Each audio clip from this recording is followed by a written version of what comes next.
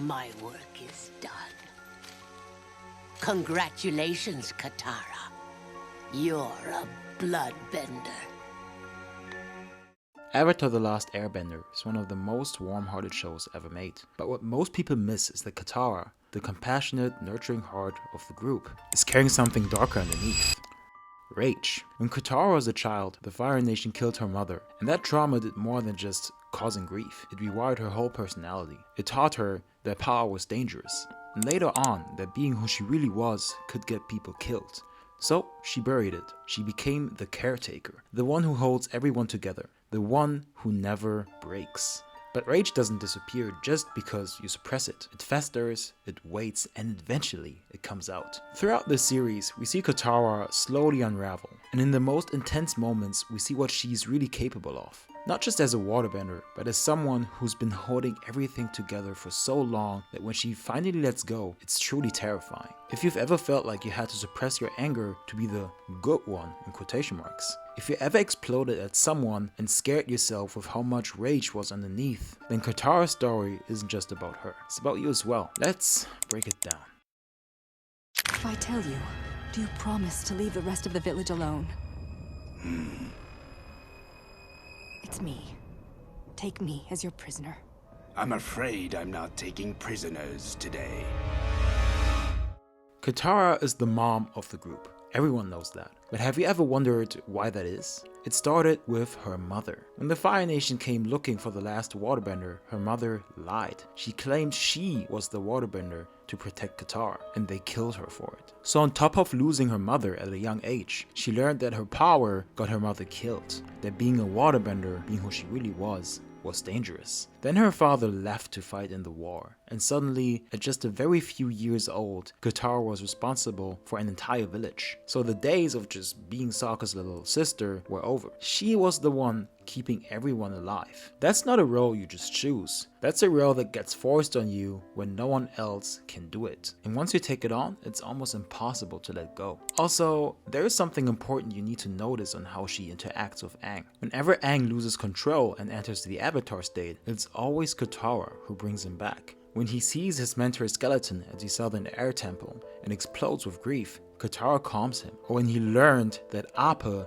got taken away by raiders, it's also Katara who isn't afraid of approaching an enraged Aang and give him a hug. When he's consumed by rage, Katara reaches him. Why her? Because Katara knows that pain all too well. She knows what it's like to lose everything and want to burn the world down. But she also knows what happens when you let that rage out. So instead of letting Aang destroy himself, she holds him together. The same way she's been holding herself together her entire life. Then there's the cave scene with Zuko. They're trapped together, enemies forced to talk, and Katara learns the truth. Why Zuko has that scar, where he's been chasing Aang, and despite everything he's done, despite the fact that he's actively hunting her best friend, future husband even, she offers to heal him. Not with regular water, with the spirit water, the same water that later saves Aang's life when Azula strikes him down. Think about that. She was willing to use her most precious resource on an enemy because she saw his pain and couldn't let it go unhealed.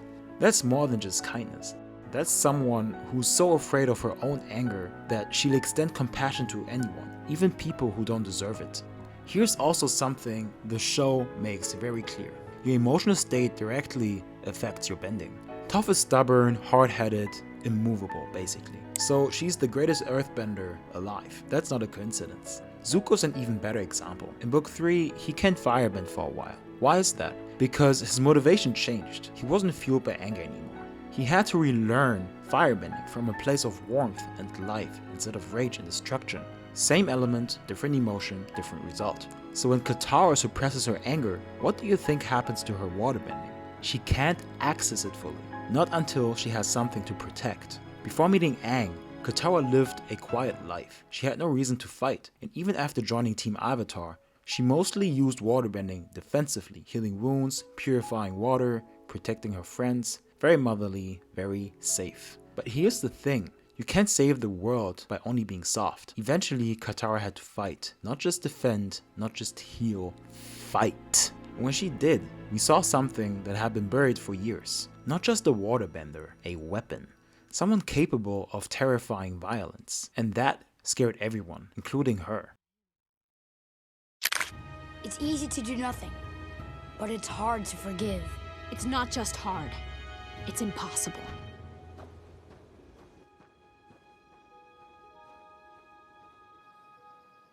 Throughout the series, Katara is forced into situations where being soft isn't enough. In moments that required so, she had to make choices that didn't come easy to her, but surprisingly began to become her second nature, choosing violence. At first, it shocks her, but over time, it becomes easier.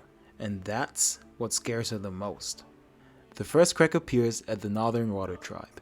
Katara meets Paku, a master waterbender and the best teacher Aang could ask for. There's just one problem. Paku refuses to teach Katara. All because, and here's the kicker, she's a woman.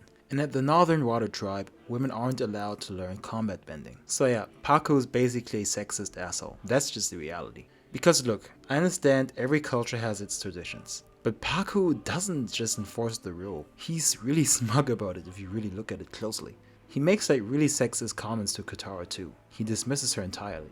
And what even riles me up further is that she's traveling with the Avatar, the person who's going to end a 100-year war that the Fire Nation bring upon the entire nation. Would be too harsh to make an exception, right? But Paku does not care. The man clearly had an agenda. And Katara, she was just seen as this little girl. At first, Katara accepts it. Aang offers to teach her in secret, even rebelled against Paku's behavior, but her kind-mature nature made her see beyond her own growth, and she lets it go. Because that's what she does, she puts other people first. But then Paku finds out, and instead of just punishing Katara, he refuses to teach even Aang anymore. Again, the Avatar, the person who's supposed to save the world. That petty little gesture is what makes Katara snap. It wasn't about her. It was about Aang being punished for trying to help her. So she took it upon herself to stand up not only for the Avatar, but her friend, and ultimately challenges Paku to a duel. Mind you, he's the best waterbender in the Northern Tribe, and she challenges him in front of the entire city. And ironically, it was his technique that Katara learned from Aang that she used against him in a pretty provocative way, which ultimately tipped Paku over and made him accept the duel request. Now, Katara loses the fight, but that's not the point. The point is that she fought, that she was willing to risk humiliation, injury, basically everything, to stand up for what was right. Paku eventually agrees to teach both of them, but Katara already proved something. She actually has a big temper that especially reveals when injustice takes place at certain situations, like it did with Aang. Then comes Hama, an old woman from the Southern Water Tribe, so basically the same tribe Katara was raised in. That already built humongous trust between the both of them. A sweet and harmless woman, or so it seems. Hama's actually one of the most terrifying and creative waterbenders in the entire series, because she discovered something no one else had, bloodbending. Hama was captured by the Fire Nation, tortured, imprisoned for years. And like Jet before her, that trauma didn't make her want peace. It made her want revenge. Jet lost his parents. Hama lost her family, her dignity, and ultimately her sanity. So she used bloodbending to capture and torture innocent Fire Nation civilians. Not even soldiers, just people who were born in the wrong place. She teaches Katara this horrifying technique. And at first, it causes a reasonable reaction from Katara. She refuses to use it. But when Hama tries to kill Sokka and Aang, Katara had no choice. She uses bloodbending on Hama, on another human being. She bends someone's blood against their will and forces them to stop. She saved her friends and the people who were held captive, but at what cost? Because now Katara possesses the same power as someone she sees as a monster, and she's even good at it. That's what breaks her. Not that she had to do it, but that it came so easily. It changed her. It showed her how horrible the world around her grew, and that adapting meant to question if morality had to be put to the side in order to reach the greater goal. And now we get to the episode that breaks Katara completely, the Southern Raiders. That event was so impactful, not only for her own growth, but also for strengthening the bond with an important and later beloved member of Team Avatar. For the entire series, one thing that has haunted Katara more than anything else was her mother's death. She's the only one who really saw it happen. Not Sokka, not her father, just her.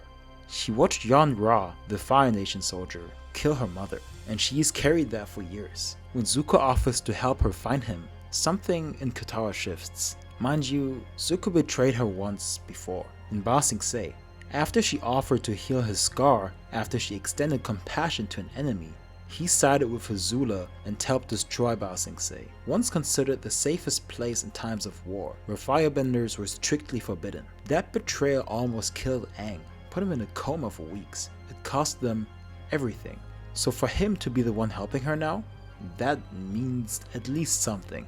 In the Southern Raiders episode, we see a version of Katara we've never seen before. She was a unit, but she was also cold, unhinged, and ruthless. She goes against Aang's advice, tells him he doesn't understand. And then she says something unforgivable to Sokka. Then you didn't love her the way I did. Katara! Her own brother. The person who lost the same mother, by the way. And she weaponizes their grief against him. That's how far gone she was at that moment. It set the tone for this entire episode. And here's the detail that shows how far she's willing to go. She chooses to leave on a full moon. That is not an accident. A full moon means her waterbending is at its strongest, basically. But more importantly, it means that she's prepared to use bloodbending if she has to. The technique she swore she'd never use again. The power that terrified her at one point. Guys, she was fucking ready. And she doesn't fully trust Zuko yet. So if he tries anything funny, she knows she can stop him violently. Throughout the journey with Zuko, we see Katara at her most dangerous. She interrogates Fire Nation soldiers, she threatens them, she uses bloodbending without hesitation when someone gets in her way. This isn't the girl who heals wounds and takes care of everyone.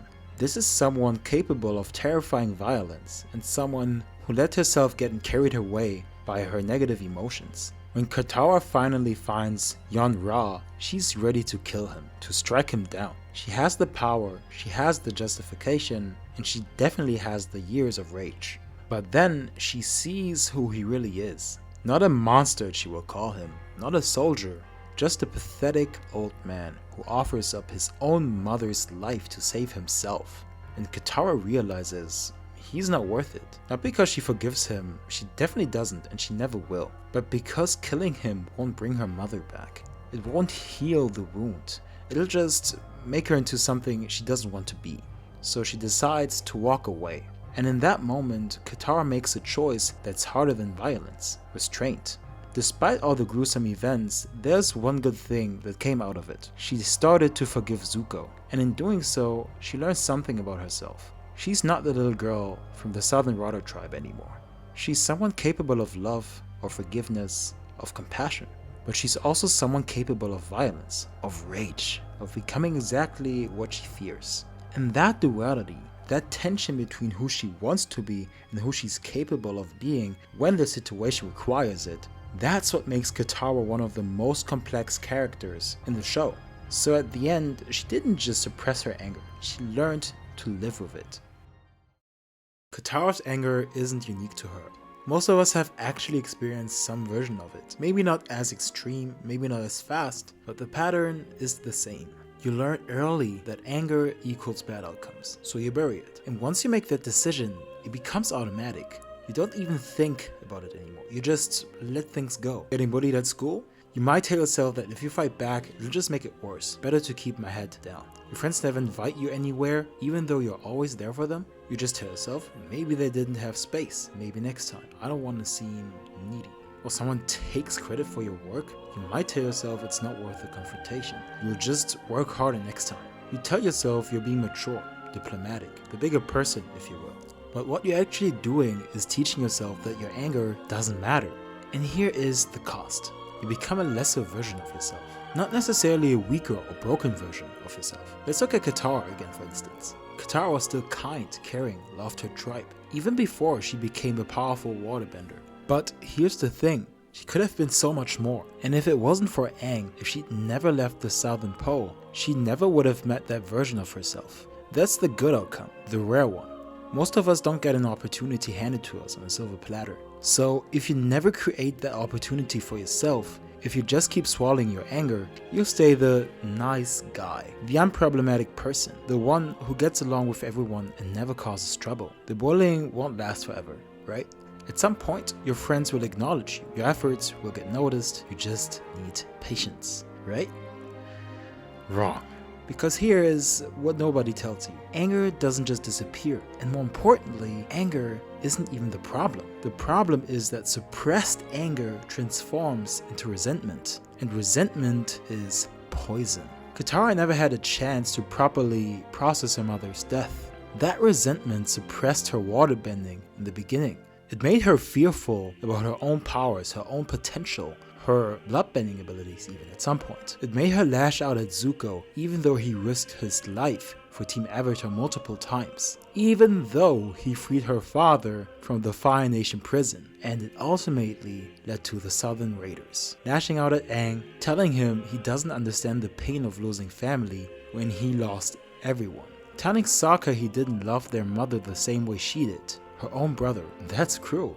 Convincing herself she had to kill a man to find closure. That was not Katara. That was years of resentment finally breaking through. So what does resentment look like in the real world? You start thinking friends are a waste of time. They won't respect you anyway. Stop trying at work. Your efforts won't be seen anyway.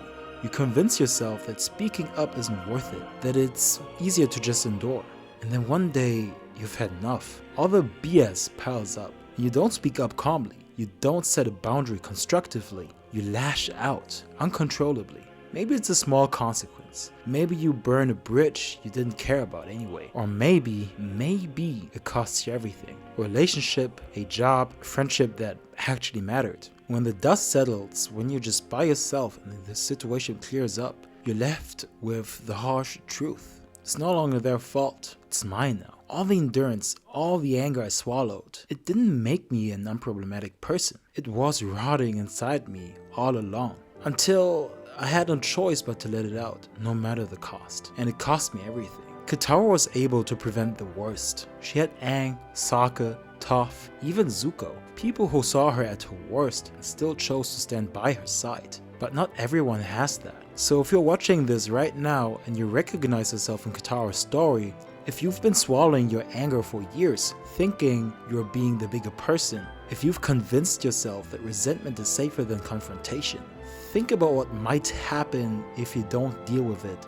now. Because the longer you wait, the worse it gets. The longer you suppress it, the more explosive it becomes. When it finally comes out, you might not recognize yourself. See, I'm not saying you need to explode at everyone. I'm not saying you should become the person who's angry all the time. But you do need to acknowledge it. Stop pretending it doesn't exist. Stop judging yourself for feeling it. Because anger isn't the enemy. But pretending you don't have it, that's where the problem begins. If you made it this far in the video, I know you have the capacity to deal with this. You wouldn't have watched a 20-minute essay about a cartoon character's suppressed rage if you didn't feel or see it in yourself. So now, the ball's in your court. You can keep doing what you've been doing. Swallowing it, pause, burying it, pretending it's not there. Or you can start feeling it, acknowledging it, choosing what you do with it. The choice is yours.